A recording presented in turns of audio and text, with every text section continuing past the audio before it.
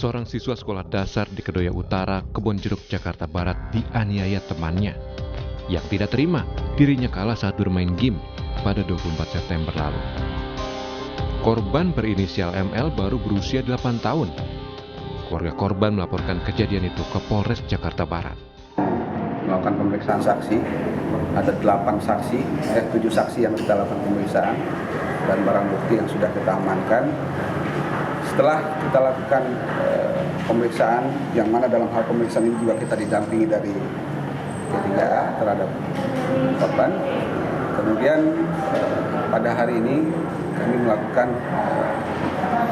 rapat dalam hal tindak lanjut terkait masalah anak.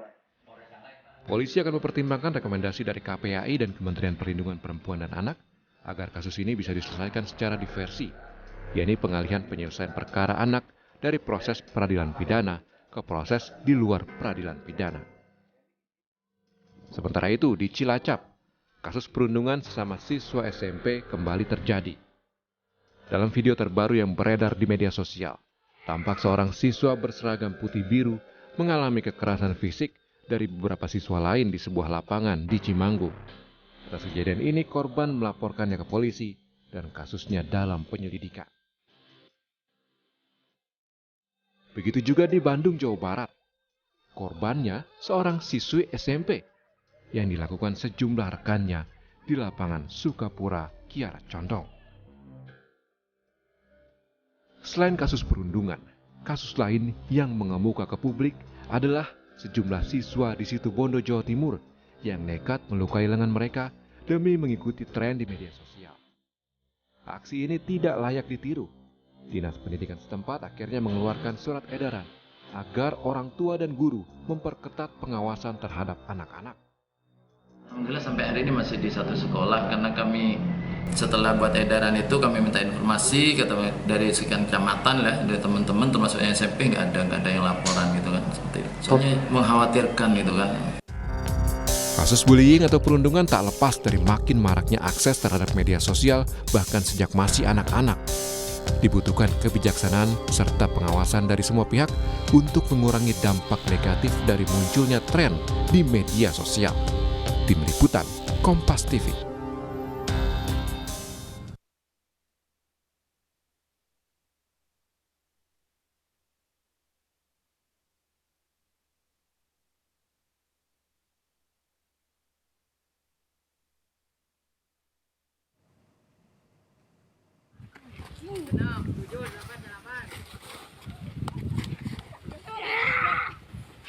Saudara, maaf saya ulang, perundungan yang dilakukan anak-anak marak terjadi. Perundungan yang tampak terlihat ini tak bisa dipungkiri karena peran media sosial yang menyebarkan informasi dengan cepat. Tapi seberapa besar pengaruh medsos dan juga game online menimbulkan dampak negatif hingga terjadi perundungan? Kita akan coba dalami hal ini bersama psikolog Intan Erlita. Mbak Intan, selamat pagi.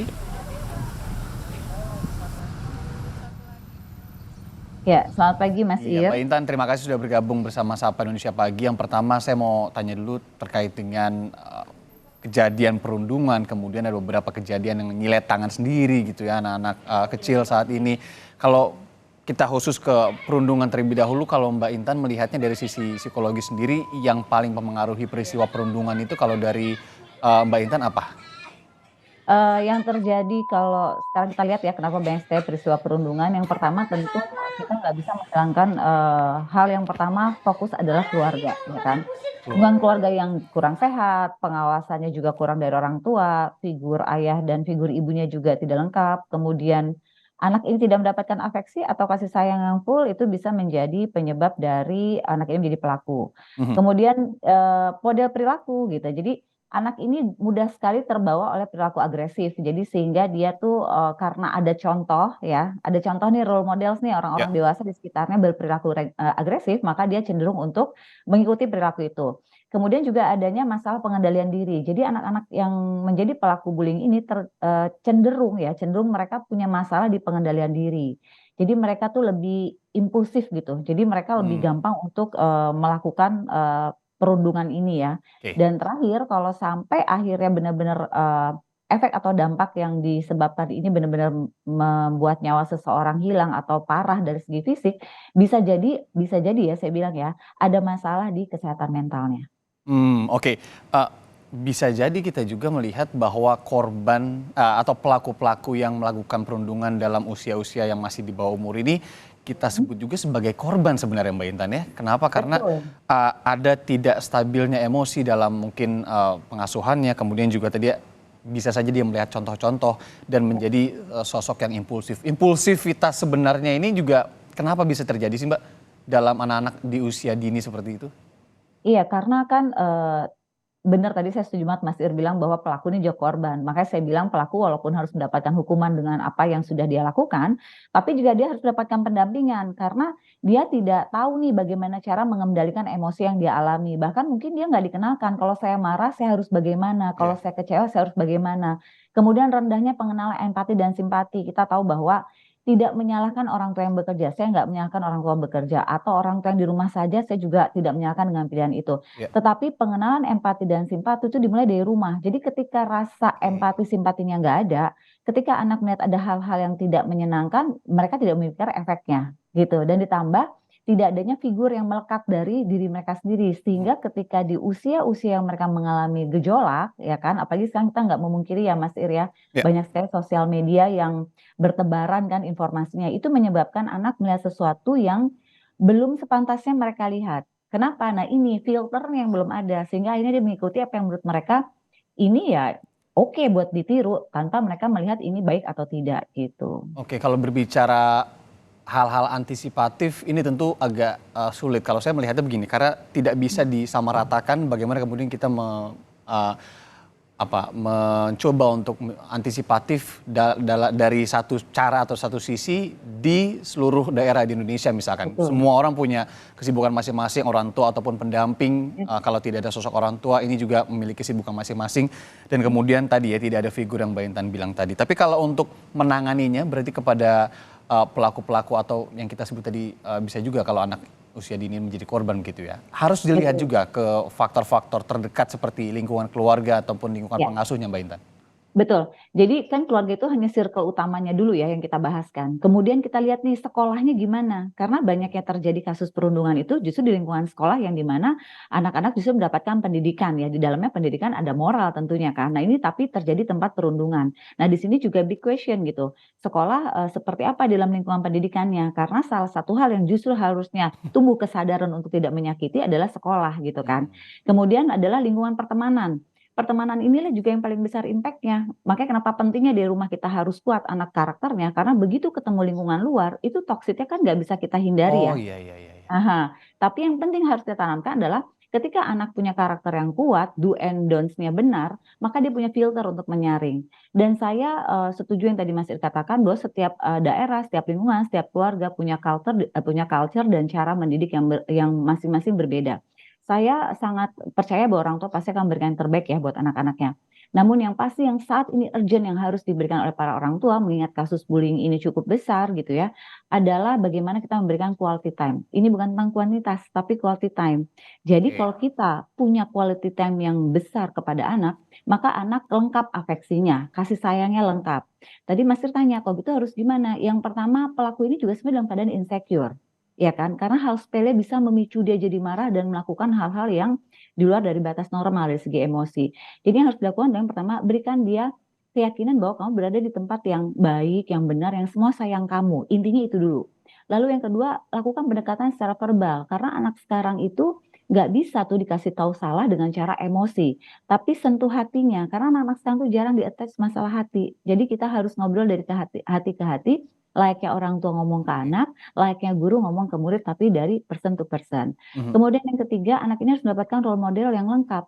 Jadi ya udah kita perbaiki juga diri kita. Bagaimana saya bisa menjadi role model yang lengkap sehingga anak memahami bahwa ini loh yang boleh nak, ini loh yang nggak boleh. Sekarang kan yang missing itu komunikasi yang efektif antara orang tua, guru, lingkungan-lingkungan sekitarnya kepada si anak yang sedang mencari jati diri sehingga mudah masuk apa yang benar menurut dia versi sosial media atau lingkungannya. Benar-benar seperti investasi ya kalau sama anak ini ya Mbak ya. Berarti itu Banget, sesuatu yang harus kita tanamkan dari kecil, tidak hanya masalah verbal, kemudian juga betul, cue time-nya tadi, kemudian juga betul. afeksi yang tentunya ini juga berpengaruh ya. Mbak, kalau untuk sisi media sosial, perkembangan Mhm, teknologi, dari sisi mhm. psikologi, sejauh apa sih dunia psikologi ini melihat pengaruh media sosial yang begitu cepat, arus teknologi perkembangannya, kemudian ada juga game-game online yang banyak di situ sebenarnya unsur-unsur seperti tembak menembak dan juga berantem dan lain-lainnya. Ini mempengaruhi sedikit banyak psikologi anak-anak saat ini begitu. Eee, Sangat besar sih efek dari sosial media ya, Sangat besar ya. positifnya juga banyak ya, tapi kita di sini kan berbicara apa efek negatifnya gitu. Ya, Tadi, dikatakan games online itu memicu agresif, iya bener banget. Karena kan sebenarnya games online itu tidak selalu negatif ya, kalau anak di bawah ranah yang positif dan ada pendampingan, sebenarnya itu kan menumbuhkan jiwa kompetisi gitu kan. ya, Terus bagaimana ketika dia jadi pemenang, bagaimana dia harus, bersikap ketika jadi dia kalah, belajar apa dari gagal, itu kalau kita ada mendampingi gitu kan, dan lingkungan yang baik. Nah, masalahnya ketika tidak ada yang mendampingi, ketika anak kalah kan itu rasa kecewa, ini ya. balik lagi emosi ya. Nah, anak kalau nggak dikasih tahu bagaimana kecewa untuk mengeluarkannya, maka nanti dia marah-marah, dia bisa banting handphone, ya kan, atau dia maki-maki orang tuanya. Bahkan masalah simpel deh, kalau misalnya ada yang mau top up gitu ya, terus nggak dikasih sama orang tuanya, dia kan bisa ngelawan orang tuanya ya. Benar, Nah, ya, dari ya. situ menunjukkan bahwa ketika dia mengalami kekecewaan, kegagalan dari permainan yang ada di games online itu dan nggak ada yang mendampingi atau yang memberitahu bahwa kecewa itu begini loh Nak, gagal tuh Ya, ya. begini. Mbak Intan, Maka maaf dia saya potong.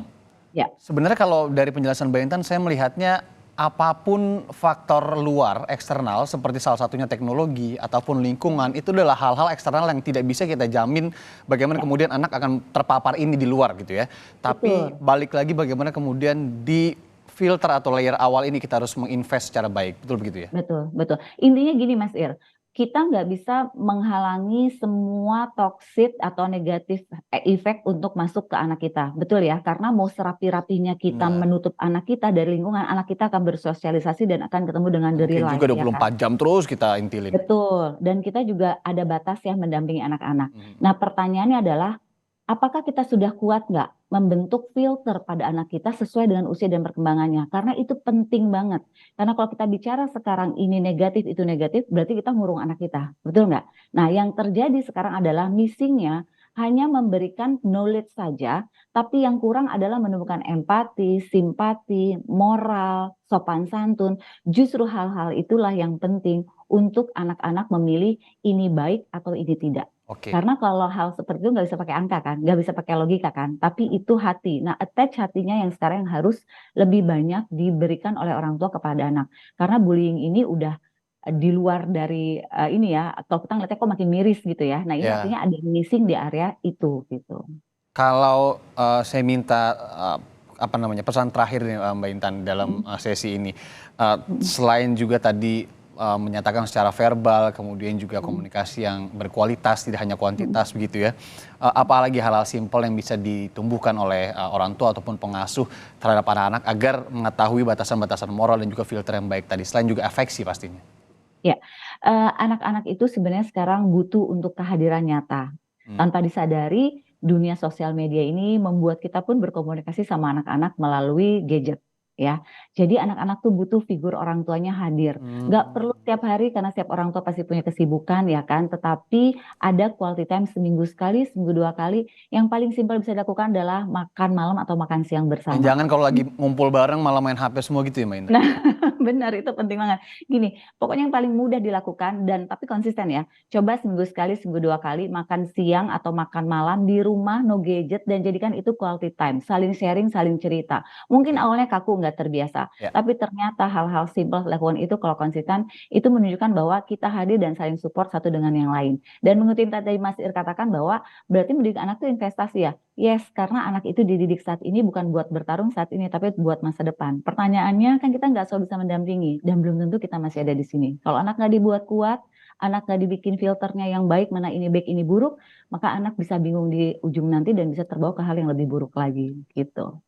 Mbak Intan Erlita, psikolog, terima kasih banyak sudah memberikan dan meluangkan waktu dan juga memberikan edukasi pagi hari ini yang semoga tentu kita harapkan jadi edukasi penting juga bagi banyak sekali orang tua yang kemudian ini bisa memfilter tindakan-tindakan perundungan ke depannya. Terima kasih Mbak Intan, salam sehat selalu.